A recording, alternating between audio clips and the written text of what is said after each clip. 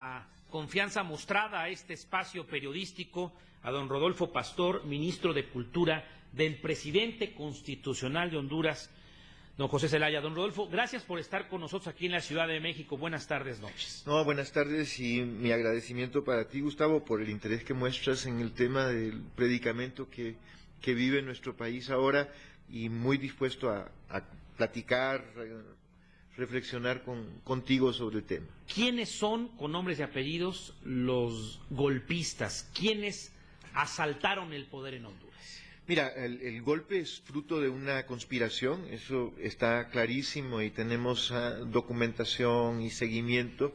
Es una conspiración que tiene por lo menos tres patas, ¿no? Tres referentes fundamentales.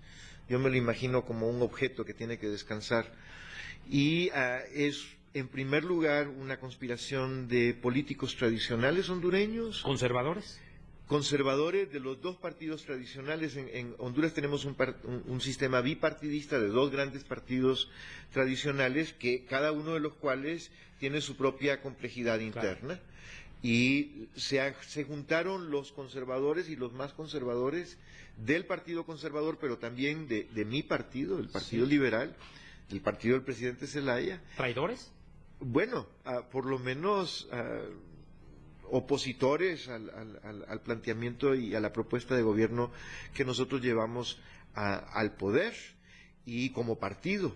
Y en efecto, estos políticos tradicionales pactaron con un grupo empresarial formal, estamos hablando de cúpulas empresariales, de las grandes patronales, de las grandes asociaciones de industriales, de banqueros, de comerciantes, fundamentalmente de comerciantes, que a su vez financiaron una operación previa muy larga que sería de mucho interés para ustedes porque es una operación de preparación mediática a propósito de la posibilidad de prever lo que iba a suceder. Es una campaña mediática de 3 meses y medio, brutal porque tienen un control completo de los medios de comunicación, estos adversarios del gobierno. Y la otra pata, el otro referente de la conspiración son los militares, los oficiales militares, muchos de ellos entrenados en la Escuela de las Américas, muchos de ellos que hicieron carreras inicialmente en la época de los 80s, en la época del terror en Honduras, de los 80s tempranos. Todavía nosotros estábamos sufriendo secuestros, detenciones clandestinas, desaparecimiento de personas, y muchos de esos oficiales están ahí todavía. Hay un nombre y un apellido, don Rodolfo Pastor, ministro del presidente Zelaya. Romeo Vázquez Velázquez, ¿quién es él? Bueno, el general Romeo Vázquez Velázquez, su título completo, ha sido el jefe del Estado Mayor Conjunto hasta el momento en que se produce el golpe. Él es el hombre que da la cara por los otros oficiales del colectivo que apoyan el golpe.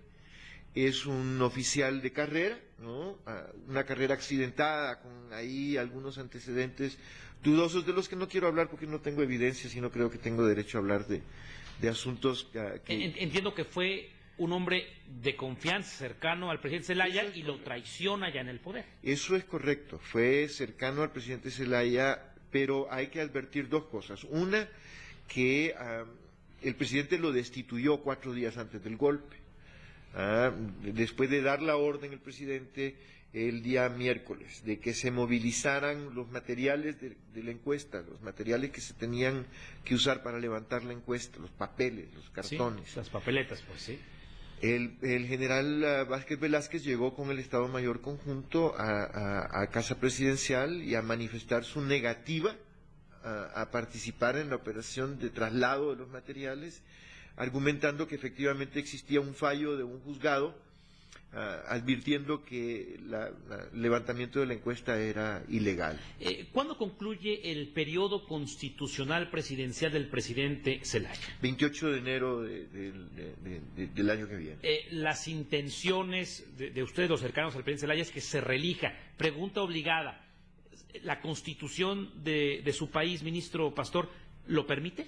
Por supuesto que no, y esa no es ni la intención nuestra, de las personas cercanas al presidente, ni nunca fue, jamás, en ningún momento, la intención del presidente Zelaya. Te explico. Es decir, ¿él entregaría el poder el último de enero? Obligadamente. Obligadamente. Sí, lo que nosotros estábamos proponiendo como prospecto, como algo que pudiera hacerse, siempre y cuando lo ordenara el Congreso al Tribunal Superior Electoral, era que en las elecciones del último día de noviembre, que todos suponíamos que se iban a celebrar, se iba a instalar una cuarta urna. Es decir, hay una primera urna que elige a un presidente, una segunda urna que elige diputados al Congreso Nacional, la tercera urna elige autoridades locales, municipales, y nosotros estábamos proponiendo que se instalara una cuarta urna con una pregunta, basándose en una ley de participación ciudadana, una ley del plebiscito y del referéndum.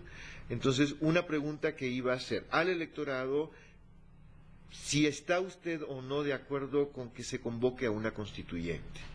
Entonces, obligadamente, al final de ese día, íbamos a tener el resultado de esa consulta, de ese referéndum. Y además del próximo presidente de Honduras. Un presidente electo, un Congreso electo y autoridades municipales electas por 4 años, que iban a tomar posesión de sus cargos efectivamente el 28 de enero. Y iban a estar obligadas, moralmente por lo menos, por el resultado del referéndum, si el resultado hubiera sido un sí, para convocar esas nuevas autoridades estarían convocando a una posible constituyente. Una constituyente en que, entre muchas otras cosas, y tiene muchos defectos nuestra Constitución, se estaría considerando el tema del pétreo, de la prohibición pétrea para la reelección de cualquier tipo.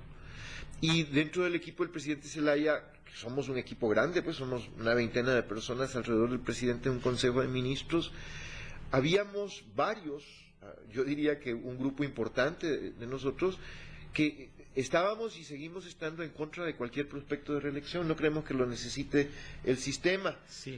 Otros partidarios del presidente Zelaya hubieran querido ver eventualmente en una constituyente posible discutido ese tema, pero eso no tenía nada que ver con lo que se estaba haciendo en la encuesta, porque la encuesta lo que estaba preguntando era si querían los ciudadanos tener esa cuarta urna o no, y ninguna respuesta que dieran los ciudadanos que participaban en la encuesta. Tiene que ver una cosa con la otra. Pues. Ninguna respuesta que saliera en la cuarta urna podía reelegir al presidente, que efectivamente está prohibido. Estoy platicando, les recuerdo, con el secretario, con el ministro de Cultura del presidente constitucional de Honduras, el presidente Zelaya. Roberto Micheletti o Micheletti, ¿podríamos compararlo con un Pinochet hondureño? No. En todo caso, el Pinochet tendría que ser, en la analogía, el general Romeo Vázquez Velázquez, que es el hombre que además toma las decisiones centrales en cualquier momento del golpe. Incluso la presidencia que se le ha pretendido dar a Roberto Micheletti, esa es una decisión y una disposición de los jerarcas militares que dan el golpe. Ellos son los que definen a último momento a quién van a poner en esa sucesión como presidente de la República, y lo escogen a él. Micheletti es un hombre que ha desarrollado una empresa de transporte muy importante, estratégica en la región norte del país, y en función de esa empresa ha financiado una carrera política. Tiene casi 30 años de ser diputado en el Congreso Nacional, y un hombre que ha escalado posiciones también dentro del partido. Es un hombre muy conservador, aunque pertenece al Partido Liberal. Su pensamiento social y político es muy autoritario, de formación militar ciertamente temprana, y es socialmente muy conservador. Pero el hombre que da el golpe no es él. Él es uno de los principales colaboradores, y puede ser que haya concentrado mucho poder desde que se dio el golpe, pero el golpe lo dan